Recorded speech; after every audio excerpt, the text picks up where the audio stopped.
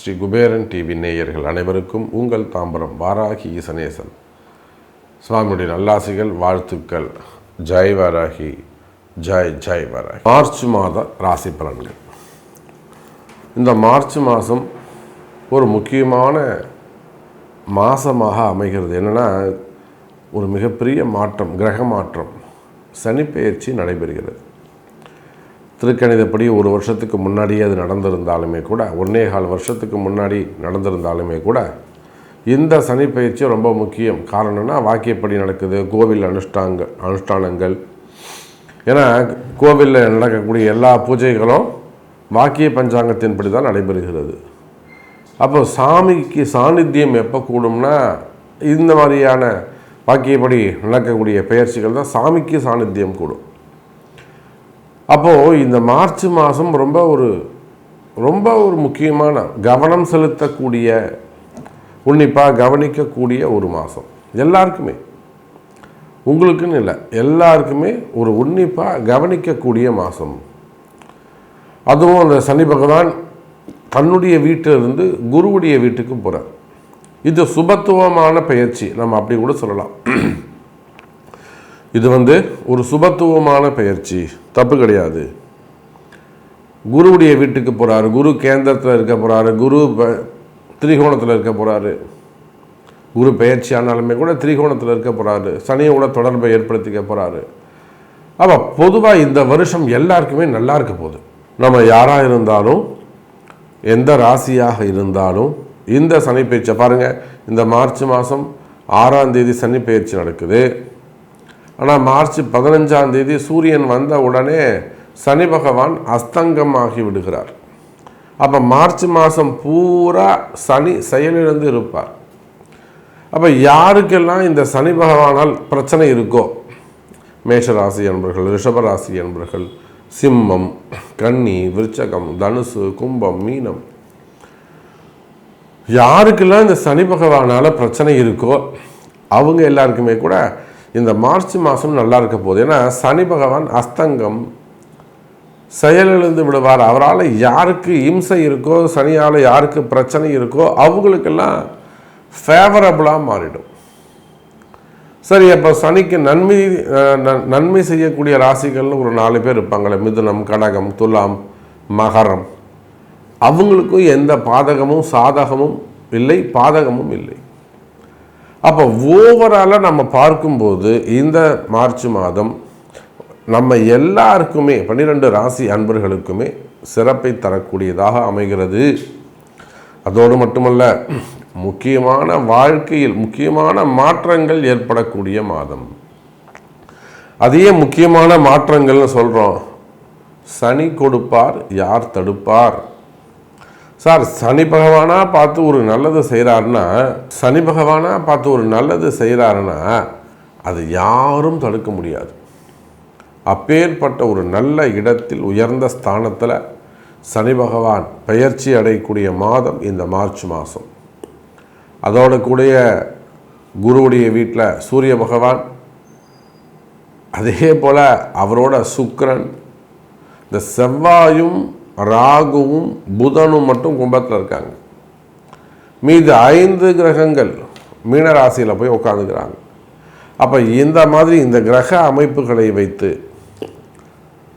ஓரளவு சொல்லிட்டேன், எல்லாருக்குமே நல்லா இருக்க போகுதுன்னு சொல்லிட்டேன். ஆனால் ஸ்பெசிஃபிக்காக உங்கள் ராசிக்கு எப்படி இருக்குது, என்ன முக்கியமாக என்ன விஷயம் நடக்க போகுது அப்படிங்கிறத பார்த்துடலாம் வாருங்கள். அன்பார்ந்த மிதுன ராசி அன்பர்களே, மிதுனத்துக்கு மார்ச் மாதம் மிகப்பெரிய வளர்ச்சி காத்திருக்குது. ஒரு சாதாரணமாக ஒரு பூ வியாபாரி, அந்த பையன் ஒரு 29 வயசுலேருந்து 30 வயசுக்குள்ளே தான் இருக்கும். ரெகுலராக சின்ன வயசாக இருந்தாலுமே கூட நம்மிடத்திலே ஒரு மிகுந்த ஒரு அபிமானம், நல்ல மதிப்பு, மரியாதை உண்டு. கோவிலுக்கு வந்தாலும் சரிதான், தரிசனம் பண்ணும்போதும் சரிதான், எப்பயும் என்கிட்ட ஒரு எலுமிச்சம்பழம் வாங்கிட்டு போவார் கோவிலுக்கு அந்த மாதிரி ஒரு நல்ல மதிப்பும் மரியாதை மிக்க ஒரு அன்பு உள்ளம். வயசு சின்ன பையனாக இருந்தாலும் பக்தி அதிகம். ஆனால் பார்க்கும்போதெல்லாம் சொல்லுவான், சாமி எனக்கு இந்த மாதிரி இவ்வளோ கடன் ஆகிடுச்சு, வெளியில் கொடுத்தேன், ரொட்டேஷன் கொடுத்தேன், எனக்கு வரலை. எவ்வளோடா வரணும் அப்படின்னாக்கா 28 லட்சம்.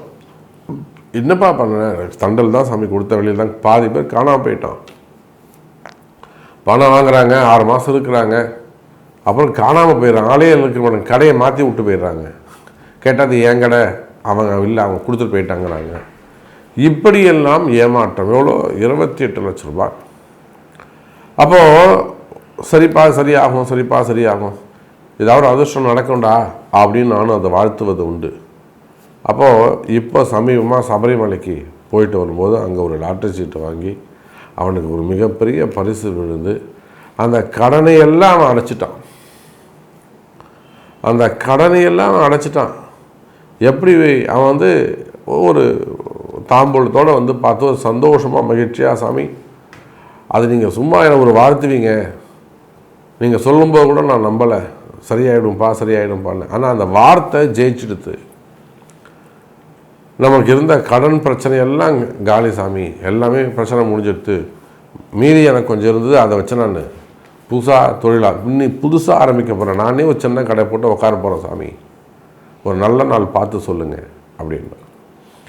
அப்போது இதை போல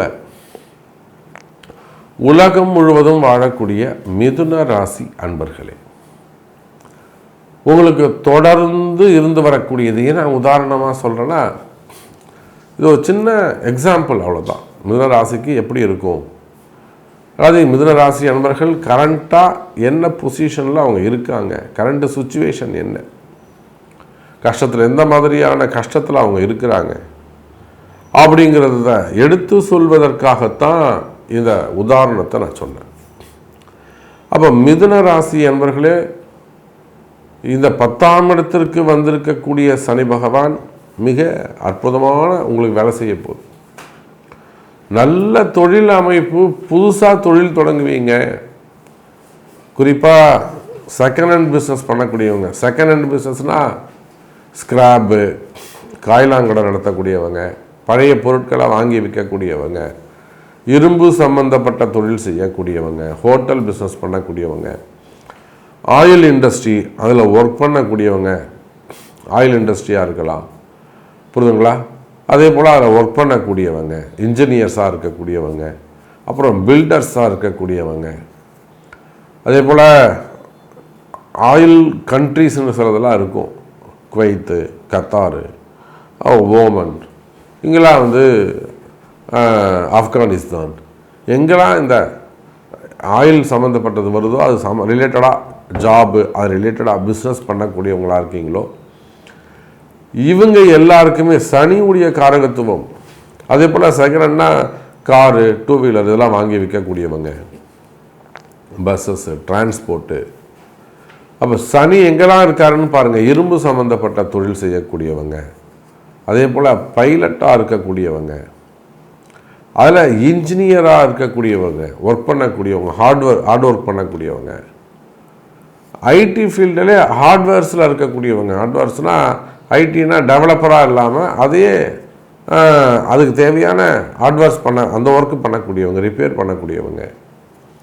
இது எல்லாம் சனியுடைய காரகத்துவம். அப்போ எதெல்லாம் சனியுடைய ஒரு கட்டுமான தொழில் இருக்கிறீங்க, ஒரு பில்டராக இருக்கிறீங்க, நீங்கள் எனக்கு சரியாக வேலை ஆட்கள் அமைய மாட்டேங்கிறாங்க, இல்லைன்னா எனக்கு பிஸ்னஸ் நல்லா இருக்க மாட்டேங்குது, பிஸ்னஸ்னால் இருக்குது சாமி ஆனால் கம்ப்ளீட் பண்ண முடியல. இன்னும் சொல்லப்போனால் மல்டி பிஸ்னஸ் பண்ணக்கூடியவங்க, எல்லா இடத்துலையும் வேலை இழுத்துக்கிட்டே போகுது சாமி, எங்கேயுமே வேலை கம்ப்ளீட் ஆக மாட்டேங்குது, எல்லா இடத்துலையும் வேலை இழுத்துக்கிட்டே போகுது சாமி, வேலை கம்ப்ளீட் ஆக மாட்டேங்குது. அப்போ இந்த மாதிரியான தடைகள் இருக்குமே ஆனால், கடன் சுமைகள், கடன் பிரச்சனைகள், வம்பு வழக்குகள், கோர்ட்டு கேஸு, என்கொயரிகள், டிபார்ட்மெண்ட் வைஸ் நடக்கக்கூடிய என்கொயரிகள், துறை ரீதியான நடவடிக்கைகள், சிறை தண்டனைகள், ஜாமீன் சம்பந்தப்பட்டது, பணங்காசு ஏமாற்றங்கள், குறிப்பாக ஏமாற்றங்கள் வாழ்க்கையாக இருக்கலாம், ஆண்களாக இருக்கலாம், பெண்களாக இருக்கலாம், பெண்களால் வரக்கூடிய ஏமாற்றங்கள், ஆண்களால் வரக்கூடிய ஏமாற்றங்கள். அப்போ அந்த மாதிரியான ஏமாற்றங்கள் இருக்குமே ஆனால் கவலை வேண்டாம்.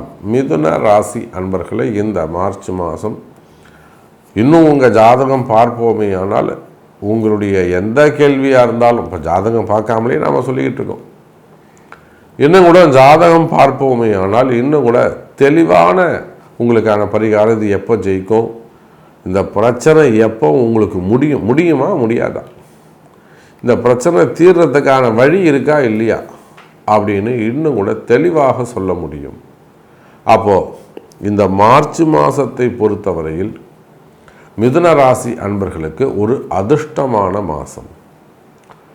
உங்களுடைய சங்கடங்கள், உங்களுடைய கஷ்டம், மெயினாக பண கஷ்டங்கள் விலகி, கடன் சுமைகள், கடன் பிரச்சனைகள் குறைந்து நிம்மதி அதிகரிக்கக்கூடிய மாதம்.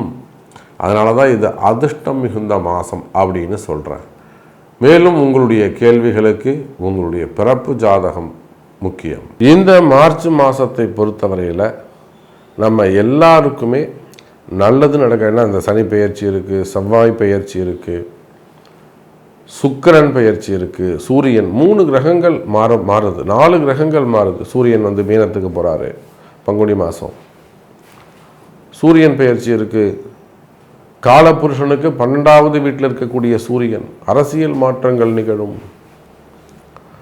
அதே போல் செவ்வாய், அதிகாரங்கள் இடமாறும். காவல்துறை அதிகாரிகள், IAS அதிகாரிகள், IPS அதிகாரிகள், இதெல்லாம் கூட இடமாற்றங்கள். நிறைய கவர்மெண்ட் ஆஃபீஸருக்கு இடமாற்றங்கள். இந்த IAS IPS அதிகாரிகள்லாம் ரொம்ப எச்சரிக்கையாக கவனமாக இருக்கணும். ஆமாம், உயர்ந்த பதவியில் இருக்கக்கூடியவர்கள் தங்களுடைய பதவி, அதிகாரம், இதை ரொம்ப கேர்ஃபுல்லாக, இல்லைன்னா பெரிய சிக்கலில் போய் நீங்கள் மாட்டி கை கட்டி, யாரோ ஒருத்தர் செஞ்ச தப்புக்கு, யாரோ ஒருத்தருடைய திமிருக்கு நீங்கள் தலை குனிச்சு கை கட்டி பதில் சொல்ல வேண்டிய அவசியம், நிர்பந்தம் ஏற்படும். அப்போ அந்த IAS அதிகாரிகள், IPS அதிகாரிகள், காவல்துறை உயர் அதிகாரிகள், இவங்களாம் ரொம்ப கேர்ஃபுல்லாக இருக்கணும். முடியல 2 நாள் லீவ் போட்டுக்கணும். அப்போ இதை போல் உங்களுடைய ஒவ்வொரு கேள்விக்கும், இது மாதிரி எல்லாருக்கும் நிறைய கேள்விகள் இருக்கலாம். திருமணம் சம்மந்தப்பட்டதாக இருக்கலாம், குழந்தை பாக்கியம் சம்மந்தப்பட்டதாக இருக்கலாம், மெயினாக வேலை சம்மந்தப்பட்ட ஜாப் கிடைக்குமா, 40 வயசு 46 வயசு எனக்கு புதுசாக வேலை கிடைக்குமா, ஜாப் இல்லாமல் இருக்குது, ஜாப் ரிலேட்டடாக வரக்கூடிய கேள்விகள், திருமணம் சம்பந்தப்பட்ட கேள்விகள் எதுவாக இருந்தாலும் அதுக்கு உங்களுடைய பிறப்பு ஜாதகம்தான் முக்கியம்.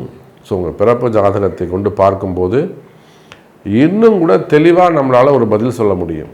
இன்றைக்கி தான் நடக்கும், இத்தனாம் தேதி நடக்கும், நம்ம தேதியிட்டு கூட நம்மளால் ஒரு ஊர்ஜிதமாக ஆணித்தரமாக நம்மளால் பதில் சொல்ல முடியும். அதுக்கான பரிகாரங்கள் காண முடியும். அந்த பரிகாரங்கள்லாம் செய்யும்போது தான் அந்த கெட்ட நேரங்கள்லாம் விலகி நல்ல நேரங்கள் ஆரம்பித்து தெய்வ அனுகூலத்தோடு வாழ்வாங்கு வாழ முடியும் என்பதை தெரிவித்துக்கொண்டு மீண்டும் ஒரு அற்புதமான பதிவில் உங்களை சந்திக்கிறேன். நமச்சிவாயம். ஜெய் வராகி. ஸ்ரீ குபேரன் டிவியை பார்த்தமைக்கு நன்றிகள். மேலும் இது போன்ற தகவல்களை தெரிந்து கொள்ள ஸ்ரீ குபேரன் டிவியை சப்ஸ்கிரைப் செய்யுங்கள். மறக்காமல் பெல் ஐக்கானை கிளிக் செய்யுங்கள்.